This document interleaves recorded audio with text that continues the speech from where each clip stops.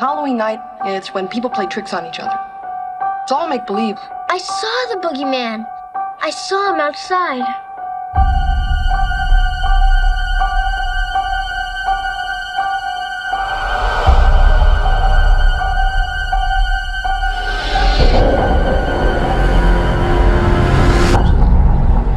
I wish I had you all alone, just the two of us. You don't believe in the boogeyman? I would hold you close to me, so close to me. Well, you should.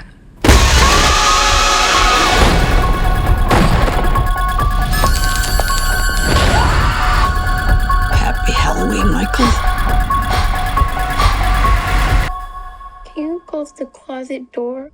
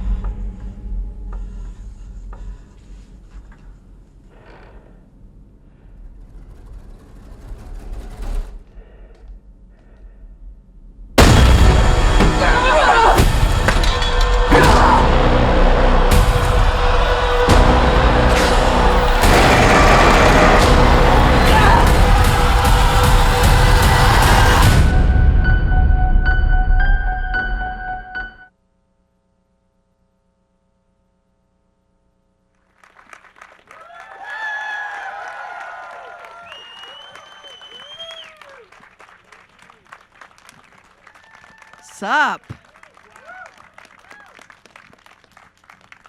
So, hello everybody. I'm Matt Zoller-Seitz. I'm a staff writer for Vulture and a film and TV critic, and my guest needs no introduction. Well, I might need a little. This is Jamie Lee Curtis, Oh, hi.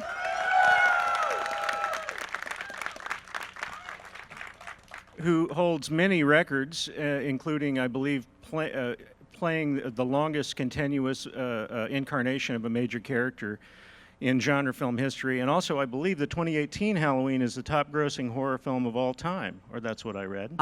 Well, if you read it, did you read it? Where did you read it? At Vulture? No, it was on the Daily Mail, so I'm sure it's 100% trustworthy. No, I'm kidding. Where did you read that? It was on My Wikipedia It was on your Wikipedia page. Yeah, I'm sorry, Jamie. I know, it's all good. You know what? It was successful. Let's just say that. You know what? It doesn't matter. Numbers, I know it's a numbers game. I really understand that the business, it's show business. I totally get it. It's a numbers game. That's not why people do it. That's not why we made it. That wasn't why David Gordon, it wasn't like, it was like, ooh, we're all gonna make a lot of money. It wasn't that. We actually felt like it was about something. It was important to talk about, and it touched a chord, and then it became successful, and that's how it works. So I'm proud of it because of that, and not because it was the most successful, and then I might be a tiny bit competitive, and so if it was the most successful, then that's really groovy. But I'm trying to live in the reality, which is the art, and not the commerce, even though commerce is important, because it is a business. I was thinking about this from kind of a craft standpoint, and the fact that you have played, I don't think even Sigourney Weaver has you beat. You were in 3 different independent versions of this story over the course of 40 years. 44. 44 But years. who's counting? Yeah, counting this. Because I'm not into numbers. God, no. And what did you learn over the course of it about Laurie and just about yourself? I don't know about you guys.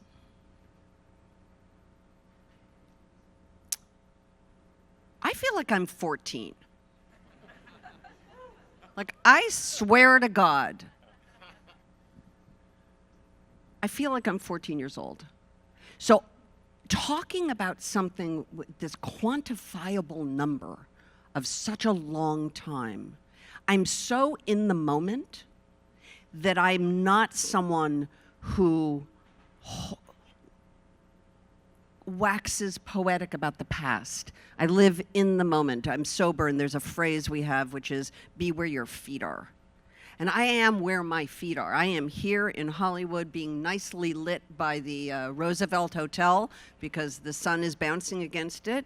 And I'm here with you, and I'm here with you guys, and I woke up this way. Like, that's all I really think about. I don't look at it in this sort of big time vacuum where I'm back there somewhere as this young woman. I heard me singing. I remember singing that song on day one of the Halloween movie in 1978. I remember everything about that day. So for me, the past is simply a little trigger memory, but I don't have the perspective of it. I just don't think I will. I'll be dead, and then there'll be perspective. Seriously, and then people will write shit, and then Heidi will write things about me, and my life with Jamie for 50 years or 60 years or whatever we are lucky enough to have. Do you mind watching yourself in the finished product? Because I know some performers don't. I don't dwell on it. I don't ever watch something again. Like, I would never go home today and go I'm going to watch Freaky Friday. Just going to watch it. No, I heard the little clip. No, I don't. I don't have a problem with it. I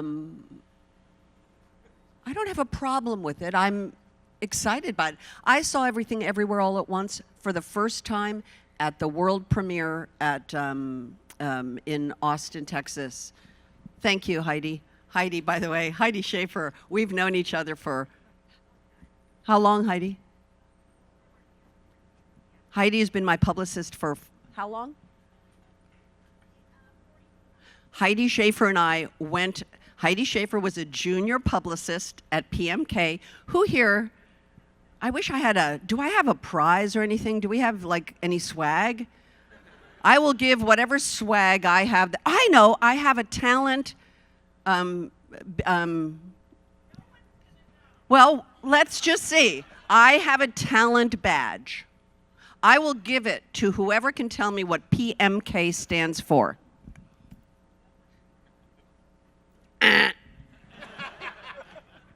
PMK is a publicity company here in California that stands for Pickwick, Maslansky, Konigsberg. Thank you. And Heidi was a junior publicist there, and I was offered a trip around the world to promote Trading Places. All of my friends were in college. Heidi and I had, gotten to know each other a little bit because she was assigned to me because she was a junior publicist, and I was just a little, actress who didn't have any value to the bigger people, and they assigned Heidi to me. And I said to Heidi, would you like to go around the world with me? Literally around the world. We went to Japan, too. And they sent the two of us. She had never been out of the country, and Heidi Schaefer and I have been dear friends since then. She threw my wedding shower. She got engaged at my wedding. And Heidi Schaefer and I have been together around the world many times. So what was it called, Heidi? The opening of the Everything... South by Southwest, which apparently is a film festival. Yes. That I attended the opening night of and saw Everything Everywhere All at Once for the first time there. And that was so I see it there, and that's about it. Now, you were a huge, huge booster of that film, and I always love it when people who are in the movie, you can tell they're genuinely excited about the movie, and you were genuinely excited about that movie. Yes. I am a weapon of mass promotion. I invented Instagram, and I will write. You are laughing.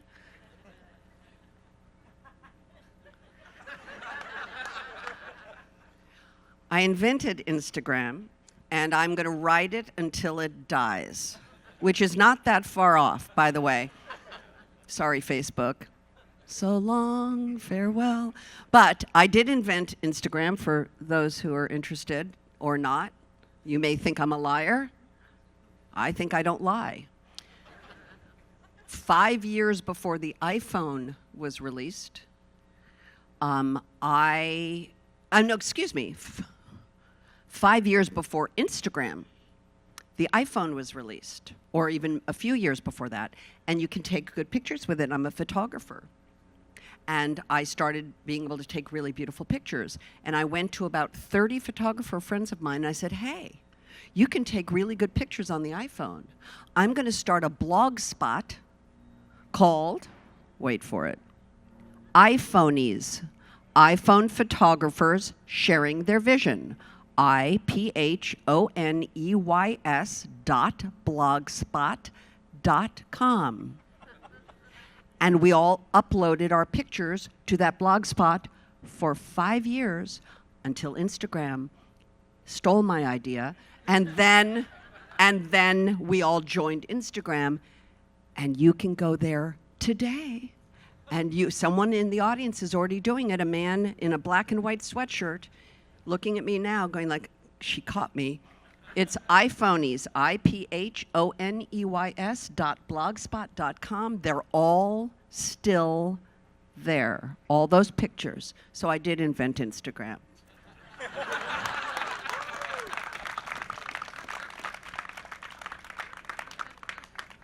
Wait, we do this for a fucking hour? Yes. So let's. Each one of you are going to get to ask me a question. Oh my God. We're going to have our shoes off. We're going to have lunch delivered. Normally, these things are like 7 minutes. They have a countdown timer that looks like on a bomb in a James Bond. It's not a good feeling, you guys. Wow. So let's. Wow. And you're not sweating or anything, although you cut yourself shaving. I did. Damn it. I was hoping that. What? We wouldn't notice that you have a big. You know, the audience sees this side. So he has a cut on his face. He cut himself shaving. See? And you got them on my side, so I appreciate that. Well, of course they're on your side. If we're not on each other's side at this point, on a beautiful Saturday afternoon in Los Angeles, we're all just trying to figure out what the fuck's going on. We're trying to figure out how to manifest our destinies, how to wake up, be better people, be creatives, try to have some fun before we die. Seriously. You know? I mean, we're all just trying to figure it out. I haven't figured it out any better than you have. I'm just, you know. So let's take it back. Oh. Let's take it back. Bear with me. By the way, if someone wanted to come here and didn't want to pay, just so you know, next year, you guys, you just have to pay for parking. If you park on the top and you brought lawn chairs and a cooler and a little umbrella. Okay, sorry. So, the original Halloween. 1978. John Carpenter and Deborah Hill, huge fans of Psycho. There's even a character in the movie, Dr. Loomis, named after a Psycho character. Yes. And you end up being the star of this movie. How did it come about? Well, so, I wasn't going to be an actress. I was going to be a police officer. I thought I would be a cop or a social worker. I thought I'd be a really good cop. I went to college where my mother was the most famous person to have ever graduated. We have an image of Jamie's family. Maybe we could put that up. Say what? Jamie's family, like my whole family? That's not my family. Not that. That's me in a bad wig. There's my family. Oh, look. By the way, I look stunned in every photograph as a child. You will not find a joyful Jamie. You will find nothing but stunned disbelief. Stunned disbelief, happy child. Happy parents, stunned disbelief as a child. And I went to the college where my mother was the most famous woman to have ever graduated. Somehow they wanted me with my D plus 840 combined SAT scores. In the picture, by the way, that's Janet Leigh and Tony Curtis. I think they know that. Some of them may not. It's a young crowd. I think they have figured that out. They paid to come here, right? As some of them. They know who Janet Leigh and Tony Curtis. If they paid to come here, they know who Janet Leigh and Tony Curtis are. I'm just saying. And I went to college at the University of the Pacific in Stockton, in Stockton, California. And are you from Stockton? She went to UOP also? Oh, that's so interesting. I had no business at UOP. I wasn't a student. And I came home from college, Christmas, and a man who was a tennis teacher using a friend of mine's tennis court to teach tennis, as one does if you're a tennis teacher. His name is Chuck Binder, and I saw him at the Christmas break, and he said, "Hey, Jamie, I'm managing actresses now," because that's what you do when you teach tennis in Los Angeles. You also manage actresses. And he said, they're looking for Nancy Drew at Universal. Why don't you go up for it? And, I was, 18? Brown hair, maybe I was, smart, I don't know. And I went up for that part, and I didn't get it. But they apparently were like, "Oh, who's this?" So he said, people were interested in you. You should stick around. And I took a month off from college. You could take a month of January and do an independent study. That's the entire college. And so I wrote the drama department and said, "Hi, I'm in Los Angeles. Can I spend the month and try to break into show business? And I'll write a paper. Take acting class, go to auditions, and I'll write a paper for drama." And they said yes. And so I stayed in Los Angeles, and at the end of the month, I ended up signing a 7-year contract at Universal Studios as an actor, and quit college. Duh. And I was working there, and then I got fired from a TV show, and I thought my career was over. I thought I was going to lose my contract. I thought I was going to have to go back to college. No, don't. And Chuck Binder said that they were casting a low-budget horror film in Hollywood on Cahuenga, in a little shitty office, tiny little 2-room office, and they sent over a scene, and I went and auditioned to play Laurie Strode. And I've obviously said this many times, as this is the end of my Halloween yakking over probably forever. There are 3 parts for young girls. There's a cheerleader. Duh! Like I'm a total cheerleader. A total cheerleader. There's a smart aleck. I mean, super duh. And then there's the quiet, repressed, virgin, intellectual. Not duh. But John and Deborah somehow saw something, and they cast me as Laurie Strode. And my life has never, ever, ever ceased to amaze me since that moment. Did they know the lineage that was involved? I think what happened is, and I'm just let's just tell the complete truth here, because that way I'm leaving here not a liar, because I told you I tell the truth. I know there was another woman up for, it usually comes down to 2. You go in a couple times, they narrow it down. I think there were 2 of us, and I know who she was. I know her name. I don't think she went on to continue acting, but I know her name. And I remember that was who I was up against for the final auditions. And I'm sure, I guarantee you, that when weighing those 2 options, to have the daughter of Janet Leigh and Tony Curtis, who legitimately got to those final 2, it's going to tip it in my favor. It just did. And even though when I was young and people would ask me that, it would feel very sort of like, What you were trying to say was you didn't get this because you're any good. You got this because you have famous parents. And that's a shitty thing to say to somebody when you're young, and then you as a young person have to try to defend it. And be like, well, no, I mean, like it's not fair. And yet we do it all the time. We all do it, by the way. We all do it. Anytime the daughter of or the son of or the child of a famous person, whatever the job, tries to do the same job, we all, by nature, go, really? Uh-huh. Because it's just our nature. And I know that happened for me, but I fully accept that my mother's legacy landed me tilted it in my favor for sure. Well, these are two landmark films that were in conversation with each other, as they say, from the very beginning. I mean, Yes. the critics love this movie in a way that they haven't loved a lot of horror films. Carpenter's craft, your performance, everything about it.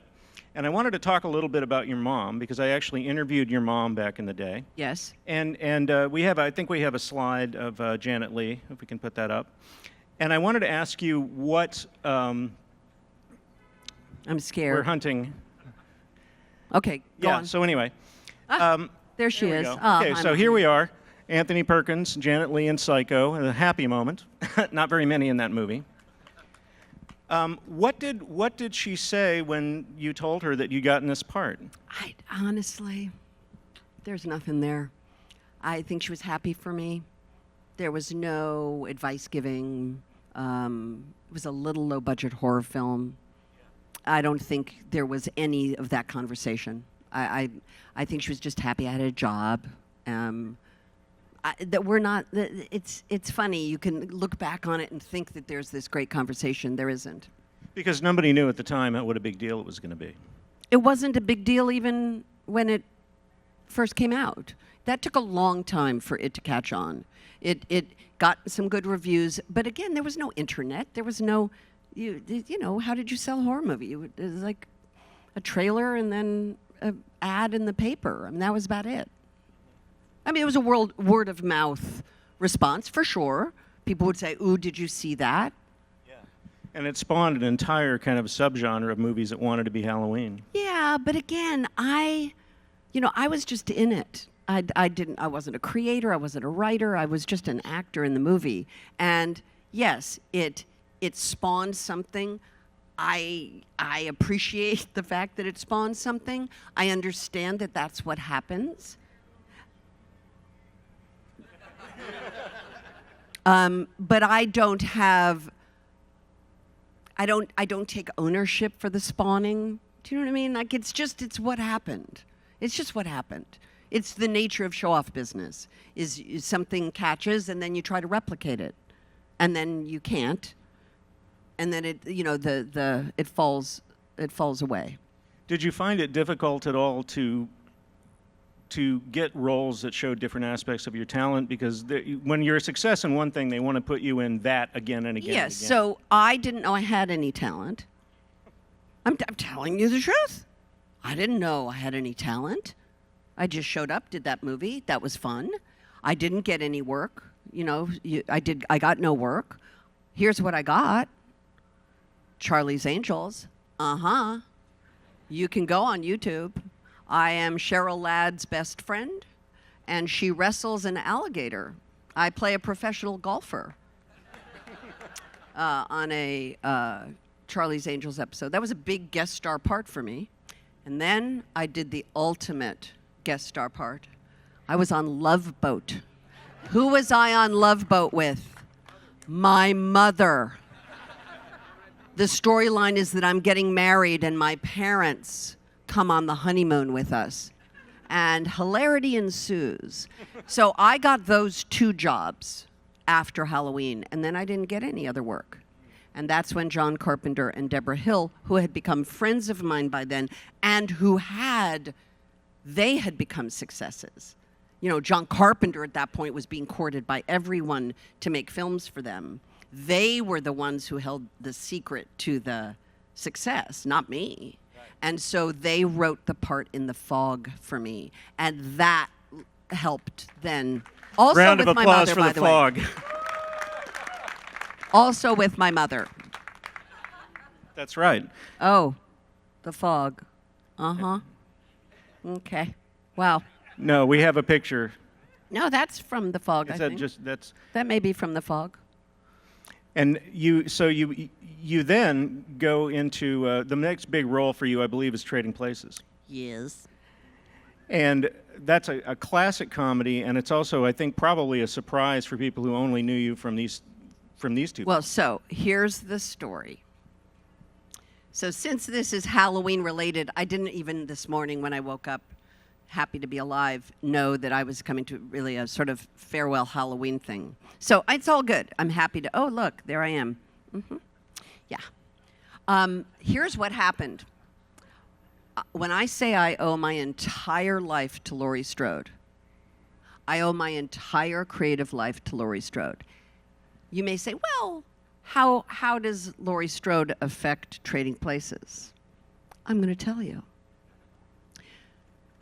I got a call from my agent saying that John Landis was doing a short documentary called Coming Soon about 1950s horror film trailers. Remember those crazy trailers that would say coming soon, and they were these sort of crazy scenarios. He was making a documentary about these horror film trailers, and he needed somebody to be the on-camera personality. Who do you think they called? The current Scream Queen, right? I get a call. I didn't know who John Landis was. I don't watch these movies. I'd never seen one of them. They brought me onto the backlot. They hired me. They paid me a little money. They brought me to the backlot. You can see it on YouTube. I'm wearing what I'm wearing. I still can't understand why they were like, yeah, that's good. It's like blue pants and a sweater. It's nasty. Anyway, and I narrate. You say, how much were the tickets? How much were the tickets? $40? You guys saved $40 each. I will take a 5% cut, and you can leave it with the doorman. Thank you. Oh, now there's 6 of you. Okay. It's going to be full pretty soon up there. Yeah. Watch the entire audience leave. Thank you. So what happened was, clearly, I'm this person when I'm working with John Landis doing the narration for these horror film trailers, which I did. And clearly, I'm this person during the breaks, and we worked for like 3 or 4 days on the back lot at Universal. So then when John was casting Trading Places, he said to Paramount, I want her. I went, auditioned, and he said, I want her. And they went, no. Remember, this is the female lead in a comedy with Eddie Murphy and Dan Aykroyd. Studio picture. And I know they said no. And John Landis said yes. And I am in Trading Places because of horror films and because John Landis had the courage to stand up to the studio and say, I want her. And whatever he saw in the off, me cracking wise, say what? What happened? Let's just keep going. Well, I don't know. What did he say? Something vulgar? Don't make me go out and... Yeah, you don't want to be messing with Laurie Strode during her seriously. Halloween exit interview. Anyway, that's why I'm in Trading Places, because of John Landis. And then that movie just was a huge hit. And that gave me some street cred. And because of that movie, John Cleese wrote the part in A Fish Called Wanda. And because of Fish Called Wanda, Jim Cameron wrote the part in True Lies. So the truth of the matter is, if I trace it back, all of my big successes are still directly related to Laurie Strode. And you have this these sorts of periods where you did a lot of great comedies after Trading Places. You were a number of them. You also were able to leverage that fame that you were building to make love letters. Well, no, that was prior to, I was making Love Letters, which was a little indie love story. I was making that prior to what, by the way, the original title, Trading Places, who knows it? Come on, you're film buffs. There was an original title. I have the performer's pass from Vulture Fest. I want to give it to someone. Was it like $400 or something? What was the title of it? Black and White. Black and White. Trading Places is a better title. I understand, but that was the original title. But I was shooting love letters when I auditioned for Trading Places. And that's a really intense drama, and if any of you all haven't seen it, you should definitely check It's it out. good. It's good. Let's talk about A Fish Called Wanda for a minute. I'm happy to. Yes. Absolute perfection, this movie. Yes, it's fantastic. And it runs at such a high level all the way through it's it. great. It just keeps building and building and building. Yep. What was it like? Again, you're going to hate this. I had a child at that point. I had a 6-month-old baby. And it was the first real intense, how do you do this? How do you work and take care of a child? It was very frustrating for me. So for me personally, it was a very hard time because I was feeling very conflicted. We were shooting an hour away from where I was living. That means 2 hours in a car and 12 hours at work every day. And I had a baby. And it just felt shitty. And so I felt personally very upset a lot. The work was super fun. I obviously got to be the sort of paramour for a bunch of different men, which was fun. I bought them all toothbrushes on opening day. It was like, because it's gross. I mean, they're not, because they brushed their teeth. But you know what I mean? It's kind of a weird idea. You're just going to be making out with all these strange people. So I asked them to go brush their teeth. But it was just fun. Again, I just felt conflicted. I know it's a bad story. I'm not good at this. I'm telling you. I felt bad because I was away from my kid. And so I felt that real pull of that this is very hard to do. When were you ever able to sort of integrate those two things? Like, when did that? No? Yeah, I sold yogurt that makes you shit. That's how you integrate it. You integrate it by selling yogurt that makes you shit and lets you stay in Los Angeles and raise your kids. That's how you do it. I did a sitcom called Anything But Love for a minute, and that was also intended to keep me home, keep my work hours low. You know, it's not a hard job. Being an actor is not a hard job. It is a time-consuming job when you're actually doing it. I'm 64 years old in a week, and I'm telling you, I have been unemployed for the great majority of my life. I am a freelance actor. Therefore, I'm an unemployed actor most of the time. So it's not like I work 14-hour days every day for 340 days a year with a couple days off. I work sporadically with intense time issues. I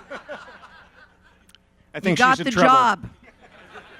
So for me, that was the issue.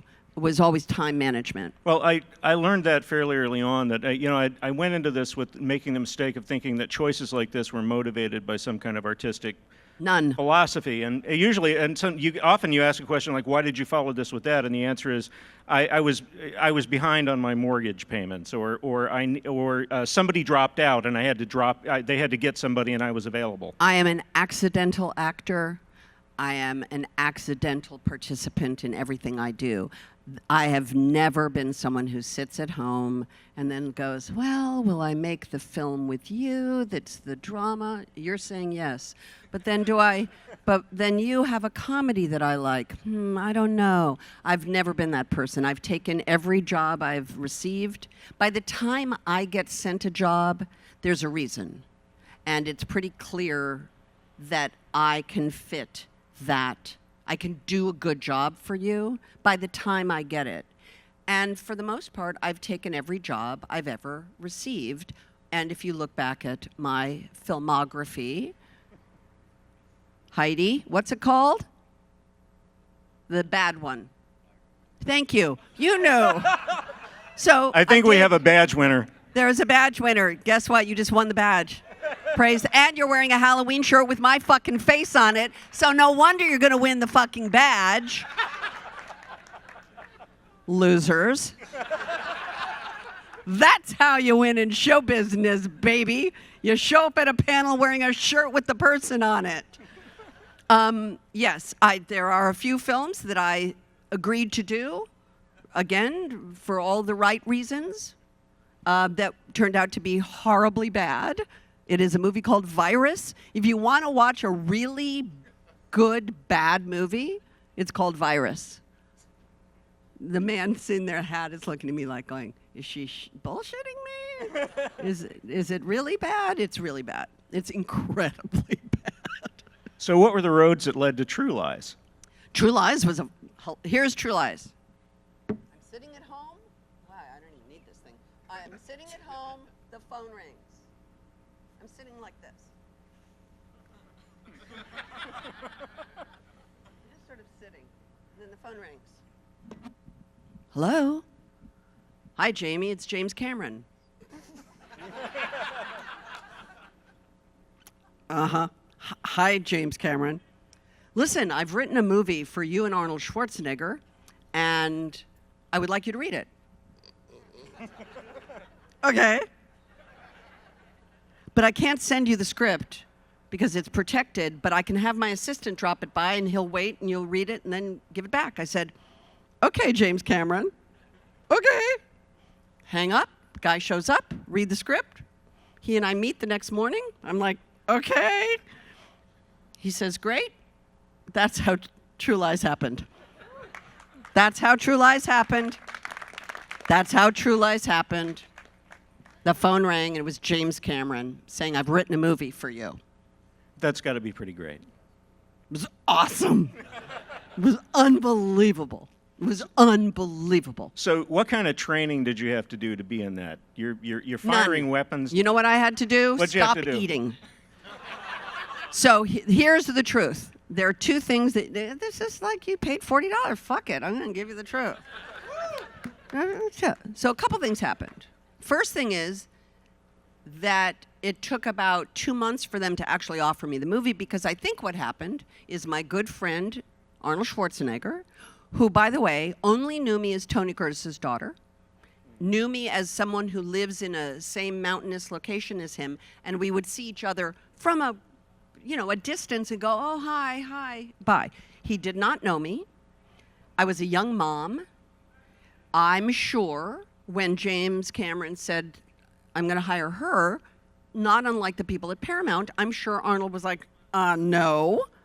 And there are a lot of wonderful comic actresses out there, and I want to make sure it's the right one. And I'm sure they met every comic actress around. I'm sure they screen tested a bunch. In fact, I know they did.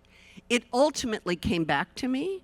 I think what Jim finally said is, Arnold, to Arnold's credit, we are now friends. I think he knew me as Tony's little girl. And if you remember, Arnold Schwarzenegger directed a movie called Christmas in Connecticut, and who did it star? And Tony fucking Curtis. So Arnold loved my dad. So I think it might have been a little weird for him having to mac with Tony's daughter. Do you know what I'm saying? And I'm not a traditional beauty. I'm not a traditional leading woman. And I think he thought maybe there was a better person out there. And I give him total pass for that. I agree with him. I probably would have done the same thing. But I ended up doing the part. Here's what happened. I made a joke when I sat down. What did I make a joke about? Lighting. Heidi and I go into the press room. They're like, hey, we want to do a social. Oh my God. We want to do a social post. And Heidi said, yeah, the lighting's not good.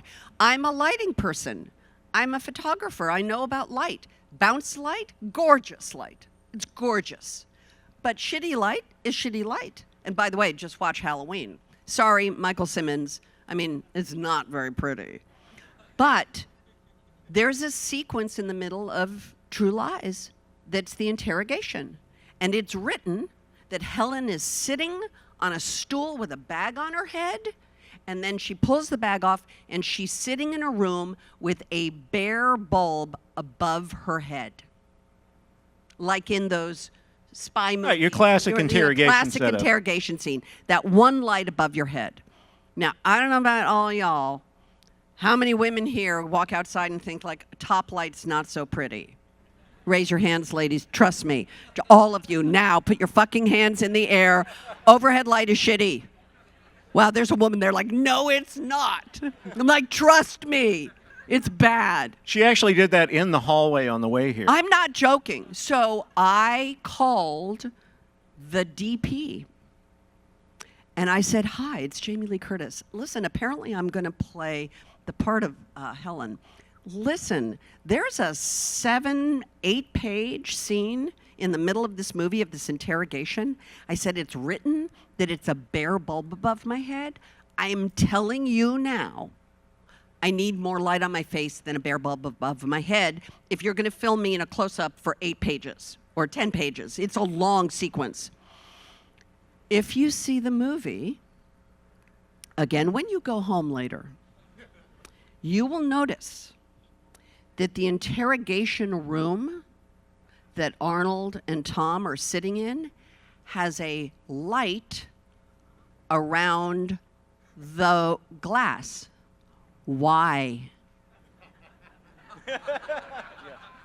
Because I said you have to figure out a way to get light on my face. And you can't, as a cinematographer, if you don't have a source light, you can't justify light.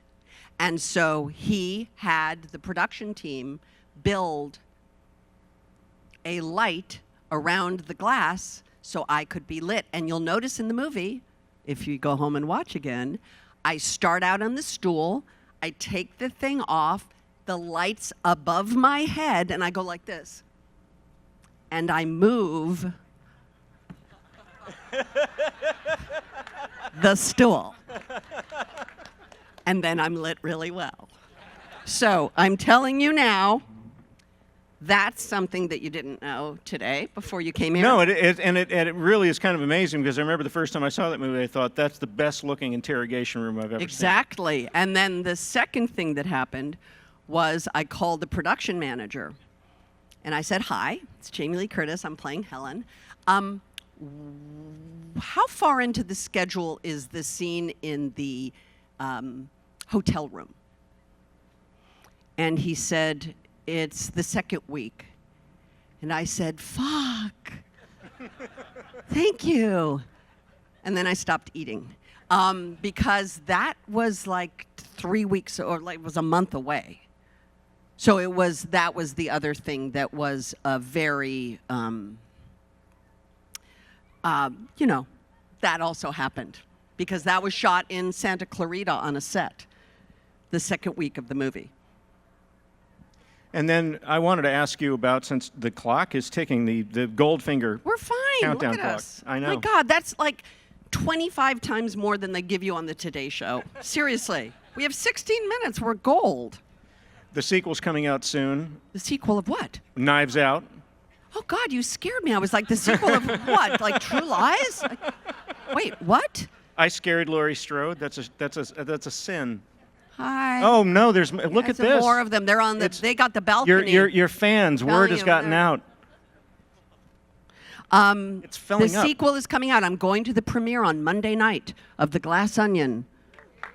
I'm excited. Oh, yes, so fun. So great. Great. I was a replacement part, but great. Really? Tell me about that. I've been a replacement part, a very successful replacement part a couple times. I was a replacement part on Freaky Friday. That was like the week before shooting began.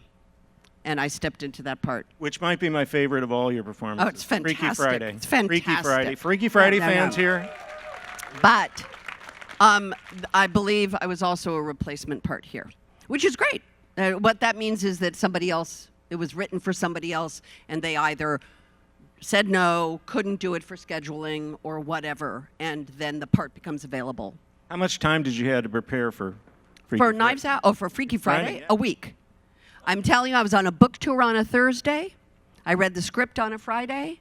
I flew home. I met Mark Waters on Saturday. I had my hair dyed red on Sunday, and I was working Monday. And I had a 15-year-old and a 5-year-old at the same time. And that first scene was at Pally High, where we pull up in front of the school, and we run into Chad Michael Murray. And I say, make good choices. The only line I've ever improvised, I'm a meme. I'm a meme. I'm also a meme of pointing at my friend Alex when I was very angry about something. But I'm a meme because I said make good choices. All shot the first day at Pally High. Like a week then after we started on Monday rehearsal and, wardrobe, blah, blah. Did you play the guitar prior to that movie?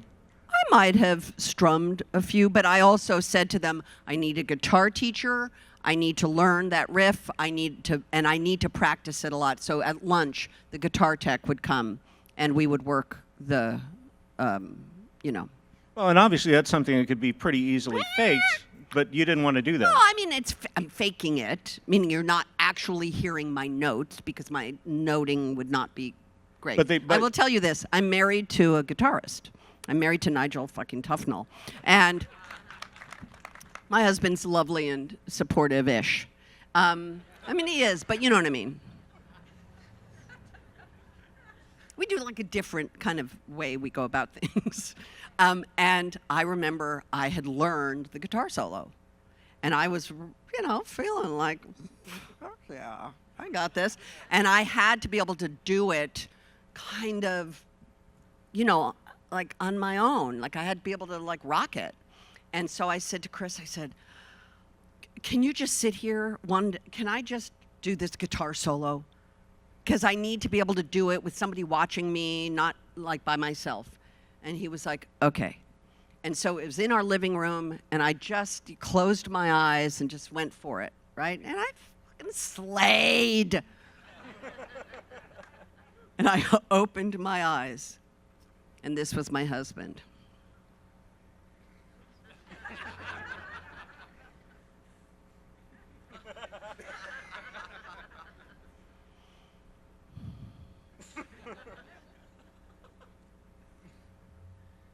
I slayed.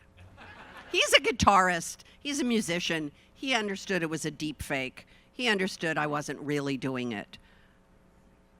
But fuck it, fun. I want to circle back around to Everything Everywhere All at So Once. great. So great. So great. And you were talking about loving a movie. Yes. Honestly, to this day, I don't know who it was. If you're in this room, I'm actually taking away the guest and giving it to you. If you're here and can prove it, someone tweeted when I was. We were in the midst of the promotion for Everything Everywhere All at Once. Someone tweeted, "I wish someone loved me as much as Jamie Lee Curtis loves Everything Everywhere All at Once." That, to me, meant my job was complete. Do you know what I mean? Like, I am head cheerleader. I loved that movie so much, and I couldn't believe it existed. I couldn't either. I just couldn't believe it existed. And I couldn't believe how much people loved it. And it was so thrilling. And we were, there were Marvel movies out there. Yeah. And we were just blowing them out of the water, and it was so thrilling. It was thrilling. The Daniels, fantastic. When I go to a movie, I'm always hoping that I'm going to see something I've never seen before. And there was something like that every 2 minutes in that movie. Yeah. And a lot of it you were a part of. Fuck. You're doing karate fights. You've got hot dog fingers. I think at one point you play the piano with your hot dog finger feet. With my feet. Yeah, yeah. All I can tell you is that is a dream come true, to be able to go to work on something and let go of every idea you ever had for yourself and just understood someone so deeply that what they did and what they said, you committed to so completely. I love Deirdre Beaudeirdre. I love her. I know Deirdre Beaudeirdre. I've met her. I know women like Deirdre Beaudeirdre. They're lonely. They're really lonely women, and they wield their power in their jobs in such a painful way to get back at humanity for making them so lonely. And that's Deirdre Beaudeirdre, and I loved her. I loved everything about her. Tell me about Michelle Yeoh. She's up there. Wow, but look, hello, hi. Say, Michelle Yeoh should be up here. Michelle Yeoh should be sitting here. I don't know why the fuck I'm sitting here and Michelle Yeoh isn't. Michelle Yeoh is just an extraordinary human being. And we never had met. We met on day one of rehearsing. She's not a particularly big, tall person. She weighs like 12 pounds. And she's so kind and incredibly like loving, and the two of us just fell in love. It was like speed dating. We were all up in each other's grill. We loved each other from the first second we met. In abandoned, by the way, for any filmmakers out here, that movie was made in 38 days in an abandoned office building in Simi Valley. That building was the Countrywide Savings and Loan Campus. Remember them? They were the beginning of the subprime meltdown, and that building got evacuated in one day. That entire campus that you see in that movie, which was the IRS office, which is in Simi Valley, California, was abandoned. They just pulled the computers out and walked out. And we shot the entire movie in that building. They built the interior of Evelyn's apartment and Deirdre and Evelyn's apartment in the atrium of that building. Shot in 38 days in Simi Valley, California. That's how much you can do. That's what creative people can do with 38 days and $12 million in Simi Valley, California. Tell me a little bit about your work behind the scenes as a producer, because that's become increasingly an important part of your life, yes? Yes. You know, ultimately, I think I think Halloween could put the death note, excuse the pun, on, there's a moment where you don't want a movie camera in your face. There's just a moment. It's not, we're all gonna age, I promise you. All y'all are young, but I'm telling you right now, you're gonna hit 64, you're gonna go, fuck, really? We're not supposed to have film cameras in our faces in our 60s and 70s and 80s. No, we're not supposed to. So for me, the goal is that I am a creative person. I'm interested in telling stories. And because of Halloween, I was able to set up a company with Jason Blum at Blumhouse. And now I get to be a boss. I want to be a boss. I want to be a boss. I want to be a fun boss. You already are. I want to be a fun boss. So thank you. But so what happened is I went to Jason, started a company. I wrote a screenplay. I may direct it for Jason's company. And then through Jason's company, we have started to buy material. So we bought all of the rights to Patricia Cornwell's Scarpetta novels. We are turning it into a television series. We bought the rights to a book on the Paradise Fire that Lizzie Johnson wrote. We're going to make a film out of that. And I have 5 other TV shows that I'm trying to produce and get going. And I'm a hustler. I'm just a hustler. You know what? It's all a hustle. It's all a hustle. Nothing's easy. Nothing happens quickly. Oh my God, nothing happens quickly. Oh my fucking God, nothing happens quickly. Why the wheels of show-off business are so incredibly slow, and nobody can take decisions, and it just feels endless, endless, endless. But I persevere. I'm patient, and I'm trying to figure out how to manifest, I'm not a recreator. I know that for sure. I can play golf, but seriously, do you know what I mean? Like, I'm not that person. So what am I going to do? Right. What am I going to do? What's going to flip my switch every day? It's not going to be playing golf. So I'm now a creator. I'm a creator. I'm not a recreator. I'm a creator. And so I'm now living my creative life. I've raised my kids. Thank you, Activia. And I now have an opportunity, thank you, David Gordon Green, to be a boss.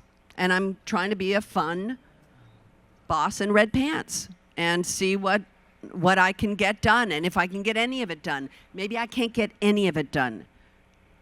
But, we're off to a really good start, and I have to believe that I'm here for a reason. This was successful for a reason, and because of it, I have opportunities now to do things I never thought I'd get to do. I've always been that person. I was an idea girl from the get-go. I'm an idea person. I've always wanted somebody to just give me an office. Just give me an office, and then come in and say, hey, I'm trying to do this. I'll go, oh, yeah, well, I have an idea for you.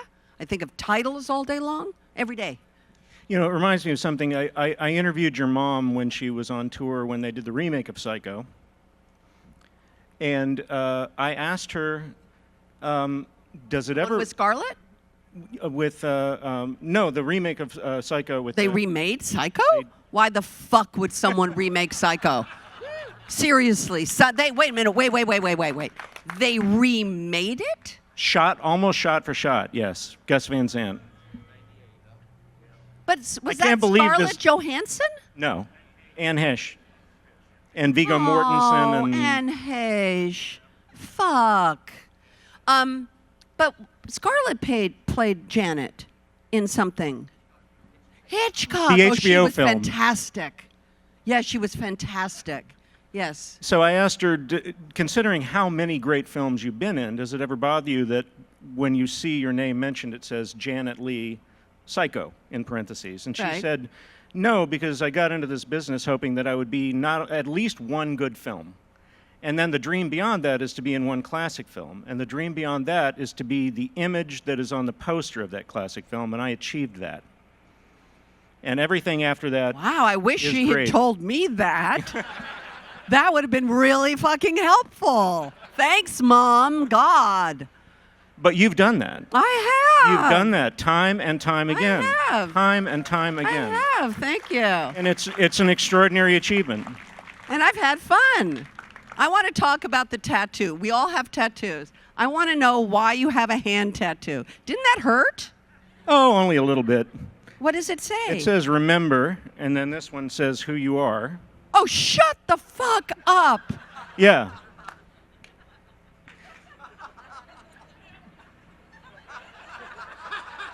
I love that so much. I have tears in my eyes. Oh, thank you.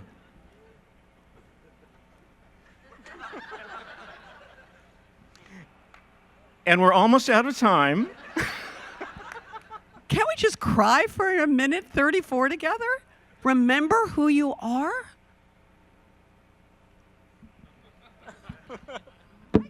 I mean, remember who you are. When you leave here, remember who you are. And who you are is incredible. Remember who you are and that you can manifest whatever the fuck you want. You can do it, because look at me. I'm telling you, 840 combined on my SATs. Can't do an accent to save my life. Seriously. So my last question is, when's your birthday? My birthday's coming up. My birthday is a week from something. It's the 22nd of November. It's Tuesday. It's coming right up. It's my Beatles' birthday. Would you mind if we sang you happy Oh, birthday? fuck, you're not going to sing me happy birthday. Yes, I'm afraid we are. Oh, you're not. Oh, you're not. Seriously? Yes, we are. Ready? Happy birthday to you. Happy birthday to you. Happy birthday, dear Jamie. Happy birthday to you.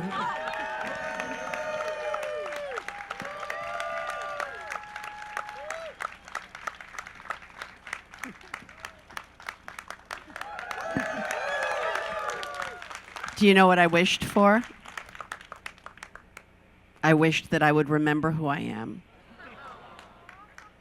Right in this moment, right where I am, right in this second. Thanks, you guys. That was beautiful.